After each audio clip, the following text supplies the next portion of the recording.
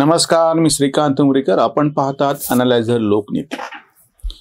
हैदराबाद मुक्ती दिनाच्या आपणा सगळ्यास शुभेच्छा.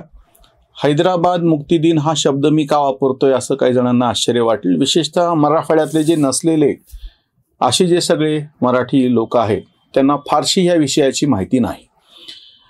यापूर्वी मराठवाडा मुक्ती दिन म्हणून 17 सप्टेंबर साजरा केला जात होता. ह्या वर्षीपासून 17 सप्टेंबरचं झेंडावंदन राष्ट्रीय पातळीवरती साजरं करण्यात यावं. 15 ऑगस्ट 26 जानेवारी सारखाच दर्जा या 17 ऑगस्टला दिलेला आहे, कारण की हैदराबाद संस्थान 17 सप्टेंबर 1948ला भारतामध्ये विलीन झालं आणि त्याची स्मृती म्हणून 17 सप्टेंबर हा दिवस अगदी गणतंत्र दिवस, प्रजातंत्र दिवस, स्वातंत्र्य दिवसासारखा साजरा व्हावा म्हणून 17 सप्टेंबर. आणि फक्त मराठवाड्यापुरताच विषय होता, कारण की मराठवाड्यातल्या लोकांनी आधी यासाठी न्यायालयात जाऊन हक्कानं भांडून 17 सप्टेंबरचं झेंडावंदन आणि सुट्टी किमान मराठवाडा प्रदेशापुरती तरी मिळवलेली होती आणि महाराष्ट्रातला, विदर्भातला, चंद्रपूर जिल्ह्यातला राजुरा तालुका इतक्यापुरतीच ही होती. पण आता ह्या वर्षीपासून मात्र ती सर्वत्र होते आहे. ह्या सगळ्या विषयाच्या संदर्भात खूप मांडणी वेगवेगळ्या पद्धतीनं झालेली ह्यापूर्वी पण आम्ही व्हिडिओ केलेले आहेत. हैदराबाद संस्थान म्हणून जे होतं, सध्याचं जे तेलंगणा राज्य आहे ते संपूर्ण, सध्याचा जो मराठवाडा प्रदेश आहे महाराष्ट्रातला 8 जिल्हे असलेला तो संपूर्ण, आणि विदर्भ कर्नाटकातले 3 जिल्हे गुलबर्गा, रायचूर आणि बिदर यांचं मिळून जे हैदराबाद संस्थान होतं आणि हे हैदराबाद संस्थान मुक्त होऊन स्वतंत्र भारतात सामील झाले. याच्या बाबतीमध्ये इतका बौद्धिक भ्रष्टाचार डाव्याने पसरवलेला आहे, त्याचा एक मी पुरावा तुमच्या समोर आज ठेवतो आहे. 17 सप्टेंबरच्या निमित्ताने प्रफुल्ल बिडबाई म्हणून जे पत्रकार आहेत त्यांचं हे पुस्तक आहे. तुम्हाला मी थंबनेल वरती पण आहे आणि म्हणजे आता तुम्हाला समोर पण त्याचं मुखपृष्ठ दाखवतो. तुम्ही बघताय या पुस्तकाचं मुखपृष्ठ आणि त्याचं नाव आहे भारतातील डाव्या चळवळींचा मागोवा. पुस्तकाचं नाव आहे आणि त्याचं उपशीर्षक आहे इतिहास, आव्हानं आणि नवसंजीवनीच्या शक्यता. प्रफुल्ल बिडवई हे त्याचे लेखक आहेत, जे पत्रकार आहेत ते, आणि त्याचा अनुवाद केलेला आहे मिलिंद चंपानेरकर यांनी. आता ह्यांनी ज्या पद्धतीचा भ्रष्टाचार बौद्धिक केलेला आहे असं जे म्हणतोय ते मी तुम्हाला सांगतो. या पुस्तकामध्ये 3 सगळ्यात महत्वाचे आक्षेप आम्ही घेतो ते असे. पहिली गोष्ट म्हणजे 13 सप्टेंबर पासून ते 17 सप्टेंबर ह्या कालावधीमध्ये भारताच्या म्हणजे केंद्र सरकारकडून म्हणजे लष्कराने जी कारवाई केली, त्याला लष्करी कारवाई असा शब्द वापरता येत नव्हता, कारण की देशांतर्गत विषय होता. म्हणून हैदराबाद संस्थानांच्या चहूबाजूंनी घेरेबंदी करून 13 सप्टेंबर पासून 17 सप्टेंबर पर्यंत सैन्य आतमध्ये गेलं, पोहोचलं, हैदराबादला पोहोचलं आणि त्या ठिकाणी निजामपेठ, बेगमपेठ विमानतळावरती निजाम शरण आला. तो गाजलेला फोटो तो पण मी तुमच्या समोर दाखवतो. सरदार वल्लभभाई पटेलांच्या समोर निजाम झुकलेला आहे. ह्याला सगळ्याला जी नाव आहे ऑपरेशन पोलो, किंवा आमच्याकडच्या भाषेमध्ये त्याला पोलीस ॲक्शन म्हणतात. साधी गोष्ट. आता हे पोलीस ॲक्शन हे हैदराबाद संस्थान हे भारतामध्ये विलीन करून घेण्यासाठी होतं, हे सगळ्यांना माहिती आहे. त्याचे डॉक्युमेंटरी एव्हिडन्स, पुरावे उपलब्ध आहेत. डाव्यांचा बदमाशपणा बघा. प्रफुल्ल बिडवई त्यांच्या पुस्तकामध्ये काय लिहित आहेत ते मी तुम्हाला वाचून दाखवतो. भारत सरकारने निजामाला हैदराबाद संस्थान विलीन करण्यास प्रवृत्त करण्यासाठी लष्करी कारवाई केली असा बाह्यता जरी उद्देश दिसून येत असला तरी सुमित सरकार म्हणतात त्याप्रमाणे खरं तर ऑपरेशन बहुधा कम्युनिस्टांची आगेकूच रोखण्यासाठीच केलं गेलं, नाहीतर वास्तविक नवी दिल्ली आणि विशेष करून वल्लभभाई पटेल यांची निजामासोबत समझोता करण्यास पूर्ण तयारी होती. किती बदमाशपणा आहे बघा.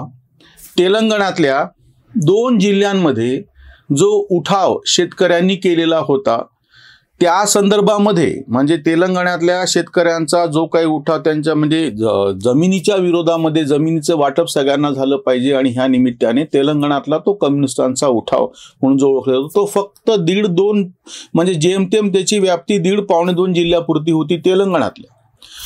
तो उठाव रोखण्यासाठी म्हणून अख्खं 15 जिल्हे तेव्हाचे असलेलं जे हैदराबाद संस्थान आहे त्याच्या सगळ्यावरती कारवाई केली जाते भारत सरकारकडून. म्हणजे ह्यांचा भ्रम असा होता की तेलंगणातल्या त्या 1-2 जिल्ह्यामध्ये जे काही चालू आहे ते पूर्ण भारतभर पसरेल आणि सगळा भारत कसा कम्युनिस्ट होऊन जाईल, आणि ते रोखण्यासाठी म्हणून तेव्हाच्या भारत सरकारने हैदराबाद संस्थानवरती हल्ला केला. म्हणजे आणि हे ज्या सुमित सरकार यांच्या पुस्तकाचा उल्लेख करतायत त्या सुमित सरकारच्या पुस्तकामध्ये याच्या बाबतीतला कुठलाही अधिकृत असा शासकीय पातळीवरचा पुरावा दिलेला नाहीये.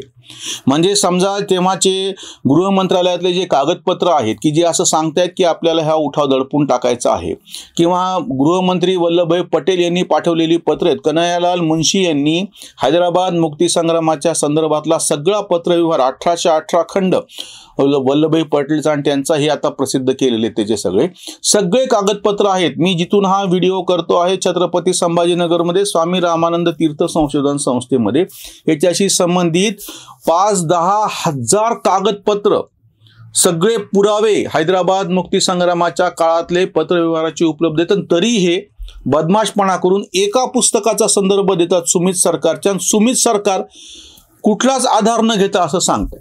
म्हणजे पहिला ह्यांचा जो बदमाशपणा हा आहे की हे काही हैदराबाद संस्थान भारतामध्ये विलीन करण्यासाठी नसून तेलंगणामध्ये कम्युनिस्टांनी जो उठाव केला तो दडपून टाकण्यासाठी आहे. दुसरं त्याच्यातलं ते दुसरं वाक्य आहे, अन्यथा वल्लभभाई पटेल निजामाशी तडजोड करायला तयार होते. काय वाक्य हे? 565च्या जवळपास संस्थानं भारतामध्ये विलीन झाली. काश्मीरचा एक अपवाद सोडला तर सगळी संस्थानं धडाक्यात विलीन झाली. या सगळ्यामध्ये कसलीही समझोता कसलीही तडजोड केल्या गेली नाहीये. काश्मीरचा एकच विषय असा होता त्याच्याबद्दल खूप लिहिल्या वाचल्या गेलेल्या, आता 370 हटले म्हणून मी ते बाजूला ठेवतो. आणि हे बिंदास असं वाक्य लिहितात की अन्यथा वल्लभभाई पटेल तडजोड करायला तयार होते.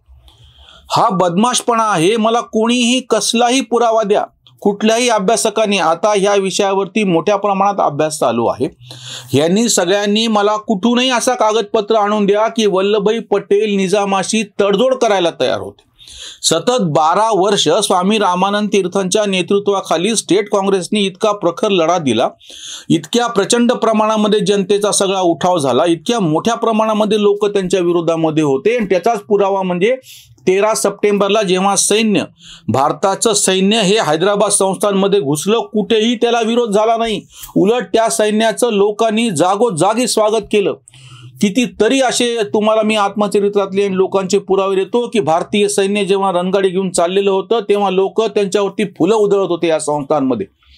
आणि तुम्ही बिंदास असं सांगता की तडजोड करायला तयार होते वल्लभभाई पटेल म्हणून. हा जो बदमाशपणा आहे यांचा, हे दोन्ही. आणि तिसरं अजून एक त्याच्यातलं महत्वाचं म्हणजे याच पुस्तकामध्ये त्यांनी असं सांगितलेलं आहे की हा जो 13 सप्टेंबर ते 17 सप्टेंबर ह्या 5 दिवसाच्या कालखंडामध्ये जी पोलीस ॲक्शन झाली त्याच्यामध्ये प्रचंड प्रमाणात मुस्लिमांचा नरसंहार झाला, या पुस्तकात केलेला आरोप आहे. हे बघा आता त्याच्यामध्ये मी तुम्हाला शब्दशः प्रफुल्ल बिडवईचे शब्द वापरून सांगतो. आणखीन एक वाईट गोष्ट म्हणजे प्रचंड प्रमाणात विशेष करून मराठवाड्यातील मुस्लिम विरोधी नरसंहाराला सुरुवात झाली आणि अशा नरसंहाराला जवान आणि पोलिसांची मदत व साथही लाभली होती. केंद्राने 1948च्या नोव्हेंबर-डिसेंबर महिन्यात पंडित सुंदरलाल यांच्या नेतृत्वाखाली सदिच्छा भेटीसाठी एक त्रिसदस्यीय प्रतिनिधी मंडळ हैदराबादला पाठवले होते. त्या मंडळाने दिलेल्या अहवालानुसार पोलीस कारवाईमध्ये व त्यानंतर सुमारे 27,000 ते 40,000 जण मारले गेले. इतका बदमाशपणा आहे. हे ज्याचा रेफरन्स देता आहेत, एक तर सगळ्यात पहिली गोष्ट म्हणजे 13 सप्टेंबर ते 17 सप्टेंबर ह्या 5 दिवसाच्या कालखंडामध्ये भारतीय सैन्य हैदराबादपर्यंत पोहोचलं. फार थोड्या ठिकाणी अगदी किरकोळ विरोध झाला आणि मुस्लिमांचा जो नरसंहार झाला असा उल्लेख पंडित सुंदरलाल यांच्या समितीचा अहवाल देऊन हे बदमाशपणा करतात. तुम्ही लक्षात घ्या, हा रेफरन्स कुठून घेतलेला आहे मी तुम्हाला सांगतो. ज्या सुंदरलाल समितीचा आधार ते वापरतायत, बिडवई यांच्या बौद्धिक भ्रष्टाचाराचा पुरावा मी तुम्हाला सांगतो. मुळात बिडवई यांनी मूळ अहवाल वापरलेला नाहीये पंडित सुंदरलाल समितीचा. त्यांनी एजी नुराणी यांनी याच्यावरचा जो लेख लिहिलेला आहे फ्रंटलाईन मध्ये त्याचा संदर्भ घेतलेला आहे. आता जो मूळ अहवाल आहे आता उपलब्ध आहे. ही सुंदरलाल समिती वगैरे काहीच नव्हतं, हे फक्त 3 सदस्यीय शिष्टमंडळ होतं, एक सदिच्छा एक भेट देण्यासाठी केलेलं. त्यांनी जाऊन त्या ठिकाणी फक्त पाहणी करून यायचंय. त्यांनी दिलेला अहवाल सरकारने स्वीकारला नाही. एक दुसरी गोष्ट म्हणजे हा जे शिष्टमंडळ होतं त्याच्या संदर्भातलं जे गव्हर्नमेंट नोटिफिकेशन आहे पहिल्याच पॅरामध्ये लिहिलेलं आहे. त्यांना इन्व्हेस्टिगेशनचा अधिकार नाही आणि त्यांना इन्क्वायरीचा अधिकार नाही. काही तपासही करायचा नाहीये, काही चौकशी पण करायची नाही. फक्त सदिच्छा भेट देऊन यायचे. जेव्हा ते म्हणतात 27,000 ते 40,000 मुसलमान मारले गेले, त्याचा एकही कुठलाही, कारण की ते पुरावा देऊ शकत नाहीत, त्यांना इन्क्वायरी करण्यासाठी नेमलेलंच नाहीये.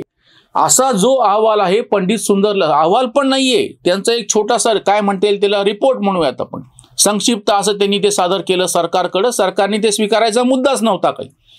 पण हे बदमाश त्याचा अहवाल घेतात. ते एक नुराणी ते त्यांच्या पुस्तकामध्ये लिहिणार. नुराणी लिहिलं की ते प्रफुल्ल बिडवाई वापरणार.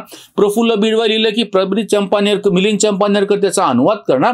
आणि इथून पुढे सगळे आपले मराठीतले लिब्रांडू पत्रकार त्या पुस्तकाचा हवाला देऊन सांगणार की बघा मुसलमानांना कसं मारलेलं. हा यांचा बौद्धिक भ्रष्टाचार आहे. त्याच्यावरची उसंतवाणी. निजाम नमला तिरंग्या पुढती गाते मुक्त माती ह्या भूमीची. स्वतंत्र भारत त्याच्या पोटी गाठ फुटीरता वाट निजामाची. पोलीस ॲक्शन दिन तो आजचा आहे अमृताचा देशासाठी. हैदराबादचे विलिनीकरण स्वातंत्र्या कारण जनतेचे. संस्थानी उगवे उशिरा पहाट उजळे ललाट प्रदेशाचे. तिरंग्याला आज करूया वंदन हवेत चंदन दरवळे. हैदराबादचा मंगल दिवस फळला नवस कांत म्हणे, फळला नवस कांत. हा जो भ्रष्टाचार, बौद्धिक भ्रष्टाचार हे वारंवार करतात, त्यांचं पितळ हे अशा पद्धतीनं उघडं पाडलंच पाहिजे. 17 सप्टेंबर हा हैदराबाद मुक्ती दिन आहे. आता नुसतं मराठवाडा मुक्ती दिन असा शब्द वापरायची गरज नाही.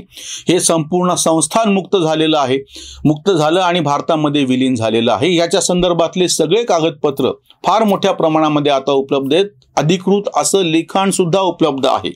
हा सगळा भाग स्वतंत्र भारतामध्ये सामील झाला आणि संपूर्ण भारताच्या पोटात एक कॅन्सरची गाठ राहून गेली असती जर हा स्वतंत्र राहिला असतं. जसं काश्मीरचं झालं तसं झालं असतं आणि ही अतिशय त्रासदायक गोष्ट झाली असती, कारण की ते भारताच्या प्रत्यक्ष मध्यभागी आहे. त्यामुळे ह्या जो प्रचार आजही 70 वर्षाच्या नंतर हे करतायत तो बदमाशपणा तुम्ही लक्षात घ्या. आणि हे सगळं अशा पद्धतीचं जे खोटं नॅरेटिव्ह आहे, पसरणं आहे, ते आपण खोडून काढलं पाहिजे. आजचा दिवस आपण तिरंग्याला नमन करूयात, तिरंग्याला वंदन करूयात. हा दिवस 15 ऑगस्ट आणि 26 जानेवारीच्या इतक्याच उत्साहानं आणि इतक्याच ऊर्जेनं संपूर्ण देशभर साजरा इथून पुढे होत राहो अशी अपेक्षा करूयात. धन्यवाद. जय हिंद, जय मराठवाडा, जय हैदराबाद संस्था.